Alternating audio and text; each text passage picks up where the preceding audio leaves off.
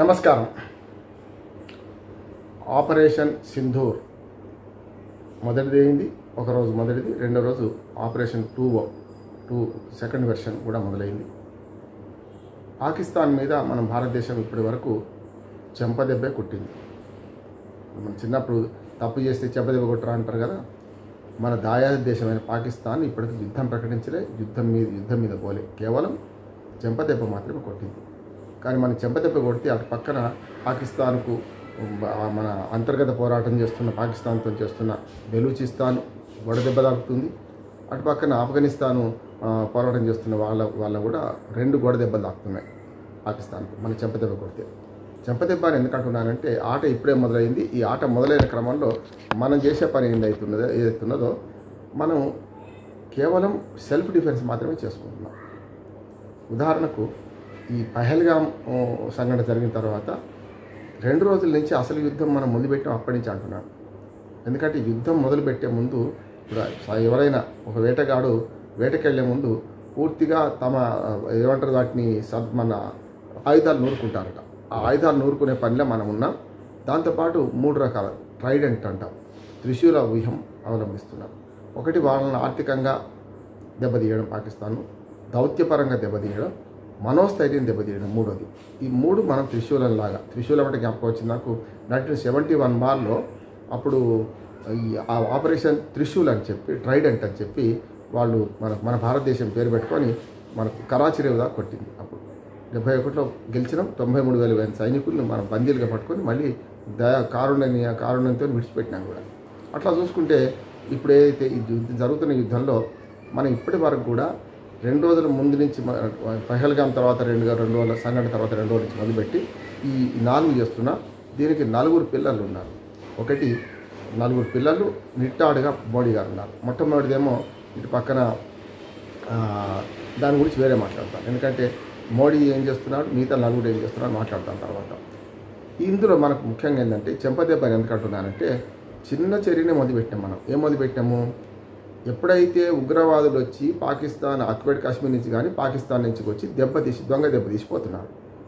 అంతర్జాతీయ న్యాయ సూత్రాల ప్రకారం ఎవరైనా ఉగ్రవాదులు ఏ దేశంలో ఉన్నా వాళ్ళు ప్రపంచంలో ఉగ్రవాదాన్ని ప్రోత్సహిస్తుంటే వాళ్ళను దెబ్బతీయడానికి ఎలాంటి నిబంధనలు లేవు. ఎప్పుడైనా ఎవడైనా చేయొచ్చు. అందుకనే అంతర్జాతీయ సమాజం ఒప్పుకుంటుంది. అట్లానే అంతర్జాతీయంగా ఎండగట్టడం ఉంటుంది. ఒకసారి చాలాసార్లు మనకు పెద్దన్న పాత్ర వహించిన అమెరికా కూడా అట్లాంటి వాళ్ళు సమరించిన సందర్భాలు చూసినాం. కానీ ఆ అవకాశం మనకి ఇప్పుడు వచ్చింది.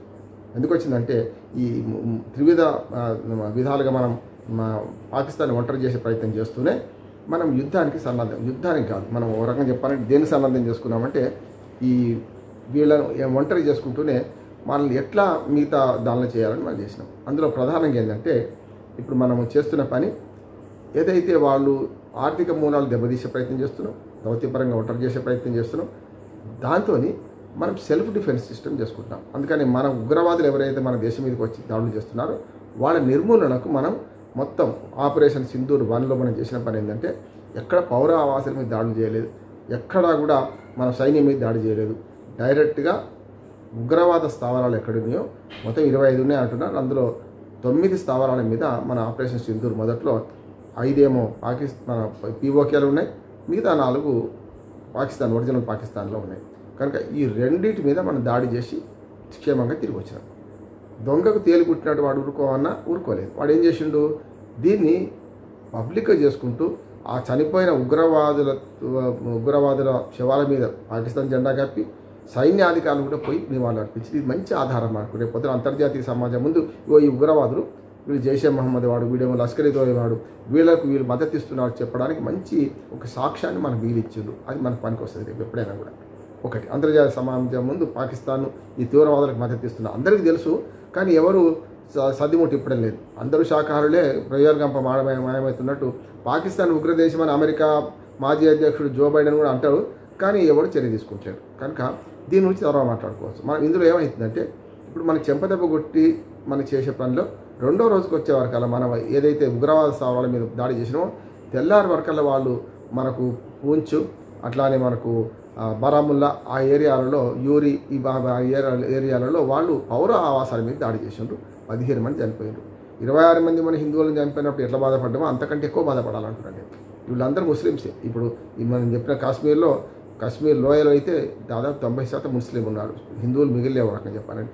కానీ అటుపక్కన మాత్రం ముస్లింలతో కొంత హిందువులు ఉన్నారు. యూరీ సెక్టార్లో అయితే 50% పైన హిందువులు ఉంటే మిగతా మతాలు మిగతా 50% ఉన్నారు. కనుక అట్లా చూసుకుంటే మొన్నటి వాళ్ళు పాకిస్తాన్ దాడిలో ముస్లింలు ఎక్కువ చనిపోయారు, మన పౌరులు. కనుక మన పౌరులు మూల్యం చెల్లించుకోవాల్సిన అవసరం వచ్చింది. కానీ మనకు యుద్ధం చేస్తే ఇంకంత ఎక్కువ మూల్యం చెల్లించాల్సి వస్తుంది కదా. దానికి ఏం చేసినామంటే మనం చెంపదెబ్బతోనే ఆగే ప్రయత్నంలో మాత్రమే మనం ఏం చేసినాము, రెండో రోజు దాడులలో సైన్యంకు సంబంధించిన ఆయువు పట్టైన భద్రతా వ్యవస్థను వైఫల్యం చేసుకుంటూ వచ్చినాం. అది కూడా ఏం చేసినాము, డైరెక్ట్ చేసి వచ్చేసినాము. ఈలోపు ఏమైందంటే వాళ్ళు మన మీద దాడులు చేస్తూ 15 నగరాల మీద వారు గురిపెట్టిండ్రు. ఈ 15 నగరాల మీద గురిపెట్టినప్పుడు మనం సెల్ఫ్ డిఫెన్స్ ఎప్పుడు తప్పు కాదు. ఇప్పుడు రేపు చేయబోతున్న మహిళ, రేపు కాబోతున్న మహిళ తన సెల్ఫ్ డిఫెన్స్ కోసం ఎదురుగా రేపు చేసేవాడిని చంపొచ్చు. అట్లాగే మన మీద దాడికి వచ్చి మనం గొడ్డలు తీసుకొని మన మీద దాడికి వస్తున్న వాడిని మనం నిరోధించి వాడిని అవసరమైతే వాడిని చంపేయచ్చు. సెల్ఫ్ డిఫెన్స్ అంటే ఆత్మరక్షణ అంటాం. ఆత్మరక్షణ చట్టంలో ఉంది. కనుక ఇందులో కూడా వాళ్ళు 15 నగరాల మీద దాడి చేసే క్రమంలో, అంటే పైన శ్రీనగర్ నుంచి మొదలుకొని కింద భుజ్ వరకు వరుసగా దాదాపు 5 రాష్ట్రాలు 15 నగరాల మీద దాడి చేస్తే దాన్ని అడ్డుకట్టుకోవడానికి మనం చేయాలా చేయొద్దా? మన నగరాల మీద పడి అందరు చచ్చిపోవన్నా. కనుక మనం ఏం చేసాం, ఇప్పుడు చెంపదెబ్బ ఎందుకంటున్నారంటే యుద్ధం మొదలు కాదు, అసలు ఆట మొదలే కాలే. కనుక మనం ఏం చేసినామంటే 15 నగరాల మీదకి వస్తున్న క్షిపణులను మన విమానాలను పేల్చి పడేసాం. అది తప్పు కాదు కదా, అది పడేదాకా ఆగం కదా. అంతర్జాతీయ సమాజం ఏమనుకుంటుందో, వాడేమనుకుంటాడు, వీడేమనుకుంటాడు ఆపలేం, శశవిషయాలు చేయలేం, మీనమేషాలు లెక్కించలేం. కనుక అది జరిగింది. ఇప్పుడు ఈ చెంపదెబ్బ నుంచి మెల్లగా అసలు దెబ్బ గుండెకు మన వైనటర్ వాళ్ళ గుండెల మీద కూర్చునే ప్రయత్నం చేస్తాం. ఇవాళ ఆపరేషన్ 3 మొదలైద్దాం అనుకుంటాను నేను. ఆపరేషన్ 2లో ఇంతవరకు చేసినా ఇప్పటికీ అసలు యుద్ధం మొదలు కాలే, ఆట ఇప్పుడే మొదలైందని అజిత్ దోవల్ కూడా మాట్లాడిండు. అజిత్ దోవల్ ఇంకో మాట అన్నాడు, మనకు ఏదైతే మనం దానివల్ల అన్నాడు మన మహల్గాములు దానివల్ల బాధపడ్డాం, కానీ మనం దీపావళి చేసుకుంటున్నాం ఇప్పుడు పాకిస్తాన్ మీద దాడి చేసుకుంటూ అని అన్నాడు. ఇక్కడికి కూడా ఆట మొదలెందుకైందంటే ఇప్పుడు పౌరావాసాల మీద మనం దాడి చెయ్యం కూడా, అది మన పద్ధతి. దాంతోపాటు సైనిక మీద కూడా దాడి చేస్తలేం. వాళ్ళు వస్తే మనం చంపేస్తున్నాం.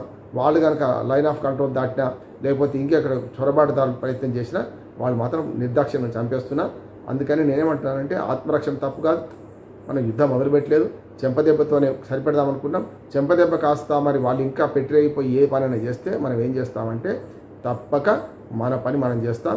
అసలైన పిల్లకాకి ఏం తెలుసు ఉండేలు దెబ్బ అని 4 సార్లు ఓడిపోయిన పాకిస్తాన్కి, ఇప్పటి వరకు ఓడిపోయిన పాకిస్తాన్ బుద్ధి రాలేదు, కుక్కతో ఒక వంకరే. వాళ్ళని సరిచేయడానికి మనం యుద్ధానికైనా సిద్ధమవుతాం. పీఓకేను స్వాధీనం చేసుకుంటాం. పాకిస్తాన్ 4 దేశాలుగా విడగొడతాం. విడిపోతుంది వద్దన్న వాడు చేయాల్సింది అనుకుంటూ ముగిస్తున్నాను. నమస్కారం.